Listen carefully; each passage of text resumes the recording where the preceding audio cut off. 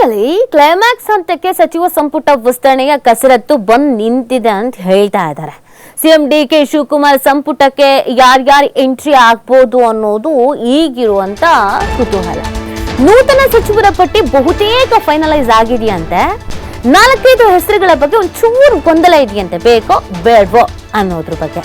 ಇವತ್ತು ರಾಹುಲ್ ಗಾಂಧಿ ಖರ್ಗೆ ಮತ್ತೊಂದು ಸುತ್ತಿನ ಸಭೆ ಇದೆ, ಇದರಲ್ಲಿ ಅಂತಿಮ ಮಾಡ್ತಾರಂತೆ. ಆಲ್ರೆಡಿ ಸುಮಾರು ಟೈಮ್ ತಗೋಬಿಟ್ಟಿದ್ದಾರೆ. ಸೊ ಇವತ್ತು ಸಂಜೆ ರಾಹುಲ್ ಗಾಂಧಿ ಜೊತೆಗೆ ರಾಜ್ಯ ನಾಯಕರದೊಂದು ಸಭೆ ಇದೆ, 4:30 ಸುಮಾರಿಗೇನೋ ಸಭೆ ಇದೆ. ನೂತನ ಸಚಿವರ ಅಂತಿಮ ಪಟ್ಟಿ ವಿಚಾರವಾಗಿ ಇವತ್ತು ನಡೆಯುವಂತದ್ದು ಸಭೆ. ದೆಹಲಿಯ 10 ಜನಪತ್ನ ರಾಹುಲ್ ನಿವಾಸದಲ್ಲಿ ಸಭೆ. ನಾಳೆಗೆ 18 ನೂತನ ಸಚಿವರ ಪ್ರಮಾಣ ವಚನ ಸ್ವೀಕರಿಸಬಹುದಾದ ಚಾನ್ಸಸ್ ಇದೆ.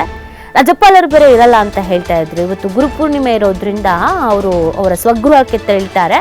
ಸೊ ಬರೋದು ಡಿಲೇ ಆಗಬಹುದೇನು ಅಂತ ಗೊತ್ತಿಲ್ಲ, ಅದಕ್ಕೆ ಏನು ವ್ಯವಸ್ಥೆ ಅಂತ ಅದು ಆಮೇಲೆ ನೋಡೋಣ ಸಚಿವರ ಪ್ರಮಾಣ ವಚನದ ವಿಚಾರ. ಬಟ್ ಸದ್ಯಕ್ಕೆ ಏನು ಅಂತಂದ್ರೆ ಆಲ್ಮೋಸ್ಟ್ ಎಲ್ಲ ಫೈನಲೈಸ್ ಆಗಿದೆಯಂತೆ. ಒಂದು 2-3 ಹೆಸರು ಬಗ್ಗೆ ಒಂಚೂರು ಗೊಂದಲ, ಬೇಕೋ ಬೇಡವೋ ಅನ್ನೋದ್ರ ಬಗ್ಗೆ ಅದು ಇವತ್ತು ಫೈನಲೈಸ್ ಆಗತ್ತೆ ಅಂತ ಹೇಳ್ತಾ ಇದ್ದಾರೆ. ಈ ವಾರ ಫುಲ್ ಇದೇ ಆಗಿರೋದು, ಇವತ್ತು ನಾಳೆ ಅಂತ. ಬಟ್ ತುಂಬ ಸಮಯ ತೆಗೆದುಕೊಂಡು ಬಿಟ್ಟಿದ್ದಾರೆ. ಅಸಮಾಧಾನಗಳು ಜಾಸ್ತಿ ಆಗ್ತಾ ಇದೆ. ಎಷ್ಟು ದಿನ ಅಂತ ಕಾಯುವಿಕೆಗೂ ಒಂದು ಮಿತಿ ಅನ್ನೋದು ಇರುತ್ತಲ್ಲ. ತುಂಬ ದಿನಗಳಾಗೋಯ್ತು. 2.5 ವರ್ಷದ ಲೆಕ್ಕಾಚಾರ ಇದ್ದಿದ್ದು, ಹಂಗೆ ನೋಡಿದ್ರೆ ಇನ್ನು 2.5 ವರ್ಷ ಬೇರೆಯವರು ಅನ್ನೋದು ಇತ್ತು. ಬಟ್ ಈಗ 3 ವರ್ಷ ಆಗಿ ಅದ್ರ ಮೇಲೆ 3 ತಿಂಗಳು ಆಗ್ತಾ ಬಂತು.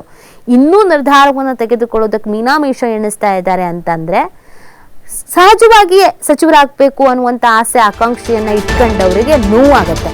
ಅಂತಿಮ ಘಟ್ಟಕ್ಕೆ ರಾಜ್ಯ ಸಚಿವ ಸಂಪುಟ ವಿಸ್ತರಣೆ. ಇವತ್ತು ದೆಹಲಿಯಲ್ಲಿ ಮತ್ತೊಂದು ಹೈ ವೋಲ್ಟೇಜ್ ಸಭೆ ಇದೆ.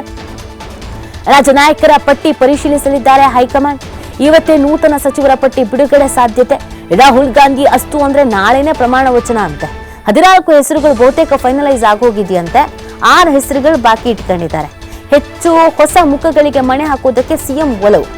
ಸಿಎಂ ಕೂಡ ಹೊಸಬರಿಗೆ ಅವಕಾಶ ಕೊಡೋಣ, ಬಿಕಾಸ್ ಮುಂದಿಂದು ನಾವು ಯೋಚನೆ ಮಾಡಬೇಕಾಗತ್ತೆ. ಮುಂದಿನ ತಲೆಮಾರು, ಮುಂದಿನ ಜನರೇಷನ್ಸ್ ನಾಯಕರು ಫೇಸು ಇದನ್ನೆಲ್ಲ ಗಮನದಲ್ಲಿ ಇಟ್ಕೊಳ್ಬೇಕಾಗತ್ತೆ ಅನ್ನೋದು. ರಾಹುಲ್ ಗಾಂಧಿ ಅವರು ಕೂಡ ಅದಕ್ಕೆ ಉತ್ಸುಕರಾಗಿದ್ರಂತೆ. ಹೌದು, ಇಲ್ಲ ಹೊಸಬರಿಗೂ ಅವಕಾಶ ಕೊಡಬೇಕು ಅಂತ. ಹಾಗಾಗಿ ಈ ಬಾರಿ ಡಿ.ಕೆ. ಶಿವಕುಮಾರ್ ಅವರ ಸಂಪುಟದಲ್ಲಿ ಹೊಸಬರಿಗೆ, ಹೊಸ ಮುಖಗಳಿಗೆ ಮಣೆ ಹಾಕಬಹುದಾದ ಚಾನ್ಸಸ್ ಅನ್ನೋ ಲೆಕ್ಕಾಚಾರ ಇದೆ. ಸಿದ್ದರಾಮಯ್ಯನವರ ಸಂಪುಟದಲ್ಲಿ ಇದ್ದವರನ್ನೇ ಬಿಟ್ಟು ಬೇರೆಯವ್ರಿಗೂ ಅವಕಾಶ ಕೊಡೋಣ ಅಂತ. ಇದೊಂದು ಒಳ್ಳೆ ರೀತಿಯಾದಂಥ ಅವಕಾಶ. ಯಾವಾಗಲೂ ಈ ಥರದ ಅವಕಾಶಗಳು ಬರಲ್ಲ. ಈ ಬಾರಿ ಬಂದಿದೆ. ಯಾರ್ಯಾರು ತುಂಬಾ ವರ್ಷಗಳಿಂದ ಪಕ್ಷಕ್ಕಾಗಿ ದುಡ್ದಿದ್ದಾರೆ, ನಿಷ್ಠಾವಂತರು ಅಂತ ಕರೆಸ್ಕೊಂಡಿದ್ದಾರೆ, ವರ್ಚಸ್ಸನ್ನ ಇಟ್ಕೊಂಡಿದ್ದಾರೆ ಅಂಥವ್ರಿಗೆ ಅವಕಾಶ ಕೊಡೋಣ.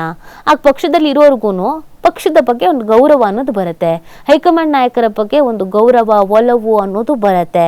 ಅದು ನಮಗೆ ಮುಂದೆ ಬರುವಂತ ಚುನಾವಣೆಗಳಿಗೆ ಪ್ಲಸ್ ಆಗ್ತಾ ಹೋಗುತ್ತೆ ಈ ಲೆಕ್ಕಾಚಾರ.